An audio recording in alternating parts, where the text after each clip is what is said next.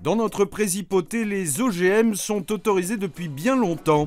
Et c'est grâce à cette avancée technologique que nous avons pu introduire dans nos îles Koufoué des plantes qui sont pour nous à l'avant-garde du commerce équitable. Ainsi là-bas, la canne à sucre de moins en moins rentable a été entièrement remplacée par des plantes aspartame.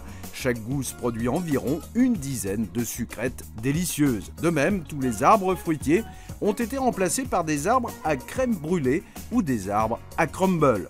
Quant aux plants de manioc, ils ont été eux aussi remplacés avantageusement par des plants de tomates mozzarella. N'oublions pas également l'introduction réussie d'arbres à carpaccio d'ananas par exemple, ou d'arbres à pain poilane, ou encore de plants de légumes au wok. Voilà donc le parfait exemple de commerce équitable réussi, puisque désormais les habitants de nos îles Koufoué mangent la même merde que chez Coste. On parle beaucoup des déserts médicaux, mais que dire alors des déserts vétérinaires? En effet, comme leurs collègues médecins, les jeunes vétérinaires préfèrent de beaucoup s'installer dans les grandes villes proches des terrains de golf et des soirées échangistes. Résultat, fort peu d'installations à la campagne, aux grandes dames des éleveurs. Notre présipauté a donc dû employer les grands moyens, en forçant quelques-uns d'entre eux tirés au sort à s'installer dans le Groland profond. Philhoubin Prunus est de ceux-là. Obligé de rester 1 an dans ce trou, sinon j'avais pas mon prêt pour ma clinique canine à Groville. La loose.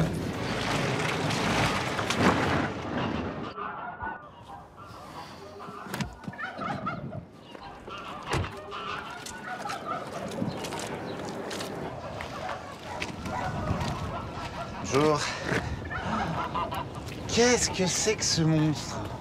Alors, d'abord, faut faire un toilettage, hein, monsieur. Hein. C'est ignoble. Il risque une leptospirose. Et ça, mon Dieu, qu'est-ce que c'est que ça? On dirait des grosses tiques. Elles sont énormes, hein. Faut m'enlever ça, hein. Vous savez que vous risquez d'attraper la maladie de Lyme. Hein. Vous l'avez depuis combien de temps? 3 ans. Et vous lui donnez quoi comme croquette? Du foin. Du foin? À un berger des Pyrénées? Ah bah, faut pas s'étonner qu'il fasse un fibrome. Hein. Pour Philhoubin, l'année risque d'être compliquée. On va opérer tout de suite. Mais certainement moins que celle des animaux.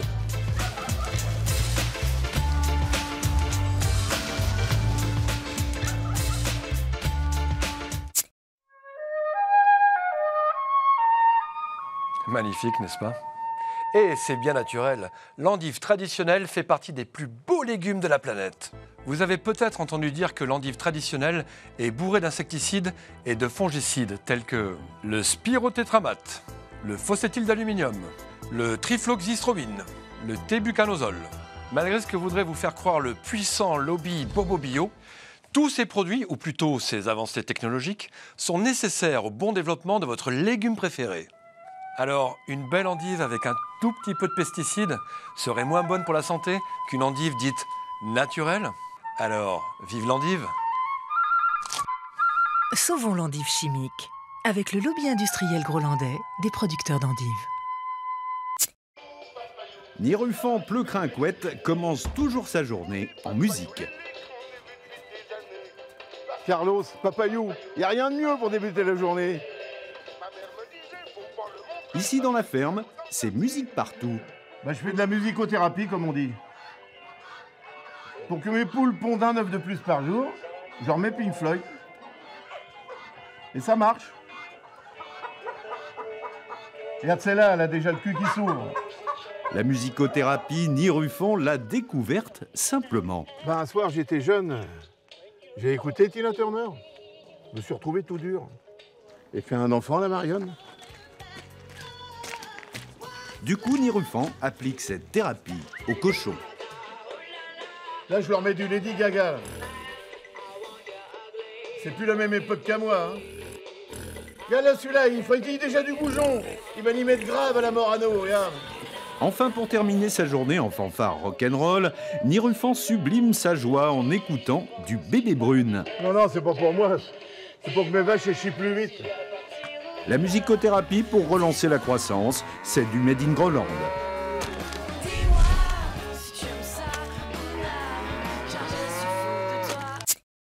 Jean-Leluc Prognien est éleveur, mais pas n'importe quel éleveur. J'élève des porcs, mais pas n'importe quel porc. des porcs de grand luxe. Ainsi, contrairement aux éleveurs industriels, Jean Leluc n'élève pas des milliers de têtes. Oh, moi, j'en élève que 2 à la fois. Lui, c'est François, et puis lui, c'est Pinot. Et contrairement aux éleveurs industriels, Jean Leluc ne les élève pas dans un immense hangar triste. Bah, je les élève chez moi. Il ne leur donne pas à bouffer de la merde. Je leur fais la même bouffe qu'à moi, que du bio, surveillé par des nutritionnistes. Il ne leur donne pas d'antibiotiques ou autres hormones. Un masseur par cochon et un scanner par jour. Ils ne sont pas enfermés toute la journée, sans voir le jour. J'ai un parc de 10 hectares rien que pour eux, avec un système de vidéosurveillance, de la musique classique et aussi un coach pour les entraîner. Et on y va, c'est bien. Un traitement de faveur qui fait bien sûr grimper la facture. Jusqu'ici, François m'est revenu à 300 000 euros et Pinot à 350 000. Bah oui, il adore les truffes. Ce qui pose un léger problème de débouché à Jean-Luc. Bah à ce prix-là, il n'y a que les Qataris qui peuvent se les payer. Mais ils mangent pas de porc. Je sais, c'est con, mais moi je suis éleveur. Je suis pas commercial.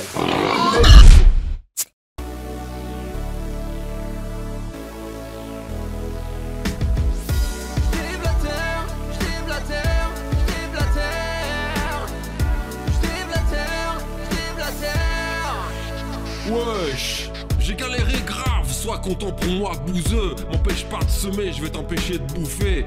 Dans ton hypermarché, tu connais déjà la misère. Moi j'ai encore le cul plein de terre. Fusil de chasse, feu au ministère, le merdier vient de l'OMC, la thune de la PAC. Ramène les CRS, on s'agenouille que devant Dieu. Et c'est pas de me taxer, t'es adjugé vendu. Nous on fait des sous, eux ils pensent qu'à leur cul. J'ai piné quelques poules, le reste je m'en rappelle plus. Fuck les directives, je demeure invaincu.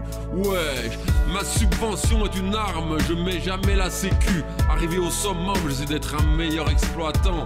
Si j'arrive pas à mes couilles, je suis toujours qu'un croquant. Je parle d'azote, de nitrate, d'OGM archibonne. All eyes on me, que l'Europe me pardonne. Mon Dieu pardonne-moi, mais je déblatère. Wesh, tous les yeux sont sur moi donc je déblatère. Fais-moi rire, essaye de me rattraper. Dans mon Lamborghini, dans mon Lamborghini. Wesh. Je déblatère, je déblatère, je déblatère. Je déblatère, je déblatère. Je déblatère, je déblatère, je déblatère. Je déblatère, je déblatère.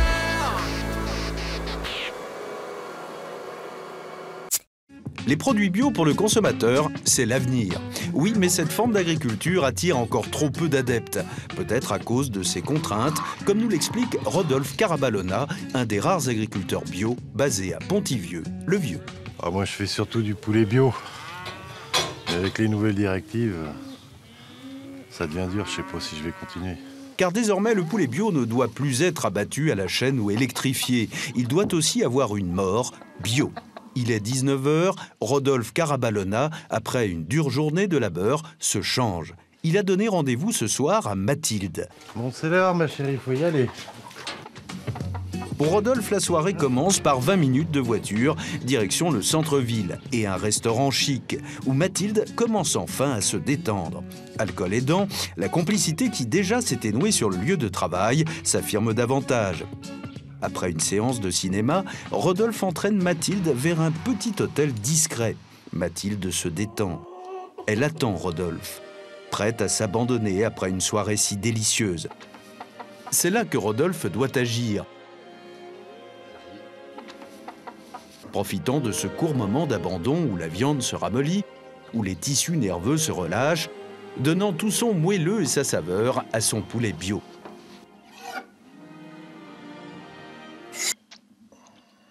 Rodolphe est soulagé. Mathilde n'a rien vu venir. Dès le lendemain, Mathilde sera découpée en morceaux et atterrira dans ce grand magasin au prix de 100 € le kilo. Le soir, nous retrouvons un Rodolphe sceptique, alors qu'il s'apprête à emmener Bernard à la fête foraine.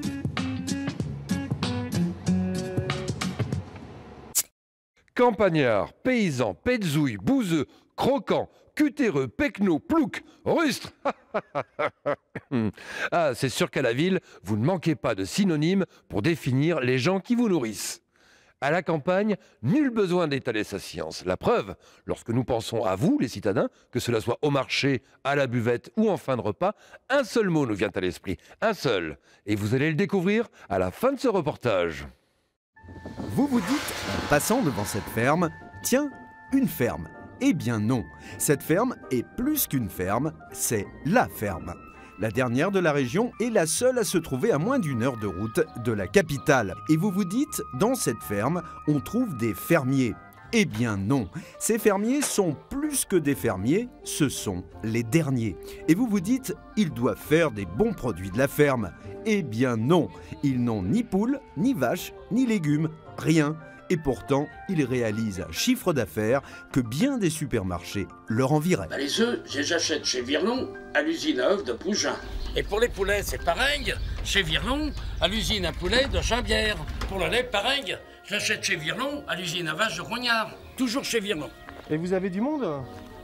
On a du monde tout le temps, c'est plein tout le temps. Bien entendu, pour avoir un succès pareil, ce fermier a un secret. Eh ben oui, je fais brûler des pastilles de merde, ça attire les cons.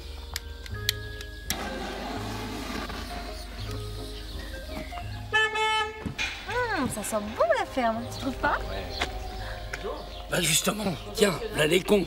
Des vrais. Petite visite à la ferme? Avec plaisir. Bonjour. Bonjour. Voilà, mon épouse avec son poing de patate. Pour s'adapter aux nouveaux modes de consommation éco-responsables, le monde agricole grolandais est en train de faire sa révolution. À l'image de Patouflet-Glandion, agriculteur à Voulgny-les-Méduses. On doit tous changer nos habitudes. Nous, on privilégie la production raisonnée et les circuits courts. On est intraitable là-dessus, intraitable. J'utilise que des bons produits. C'est ainsi que les polyphosphates de Patouflet sont produits à moins de 30 km de sa ferme. Ces engrais au sulfate d'ammoniac viennent d'un petit laboratoire local tenu par des chimistes passionnés. Ces pesticides organochlorés sont certifiés AOP Groland du Côté. Quant à son glyphosate, il est fait maison par Madame Glandion elle-même. Tiens, goûte. Une nouvelle façon responsable de concevoir l'agriculture pour un avenir meilleur. Parfait. Parfait.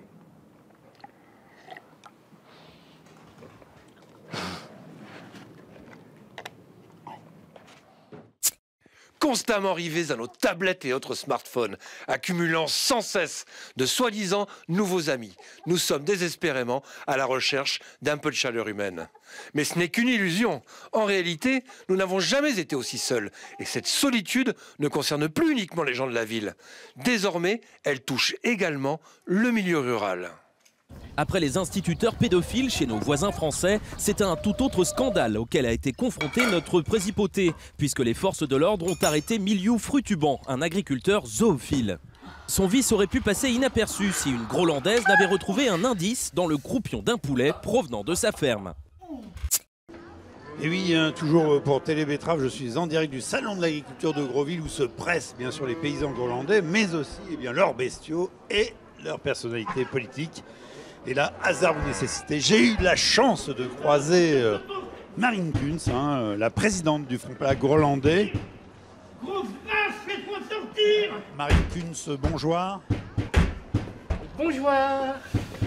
Alors, je vois que vous avez toujours des soucis avec votre papa qui a tendance à s'incruster dans vos meetings, c'est ça? Là, c'est qu'il est un peu jaloux parce que la dernière fois, j'ai fait 2 fois plus que lui pendant les élections. Ah oui, j'entends bien, mais à ce propos, vous en êtes où dans la recherche d'un nouveau nom pour le Front Plat? On cherche. T'as l'appelé Front des Fiottes! Ferme ta gueule, papa, ou je te fais pitié, merde! Vous le voyez, à l'heure où certains enfants de stars se plaignent d'être déshérités, eh bien, il en est d'autres qui, au contraire, ont du mal à assumer leur héritage. Fusille-toi, salope! Le premier rappeur conscient de l'avenir de la planète. Le monde de demain, quoi qu'il arrive, ne va pas bien. Quoi qu'il arrive, mais pour qu'il aille plus loin, il faut manger du foin. Il faut qu'il mange du foin. Il faut qu'il mange du foin.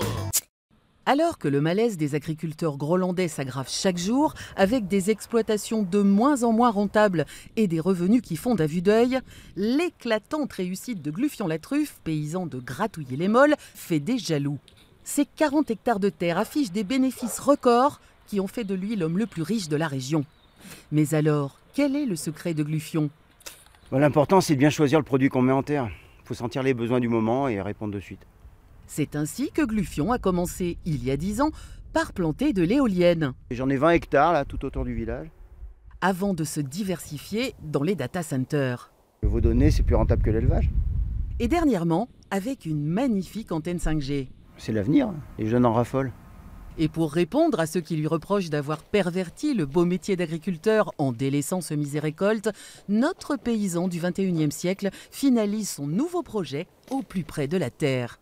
Je vais enfouir des déchets nucléaires dans mes 10 derniers hectares. On verra bien ce qui pousse. C'est la fête! C'est la fête!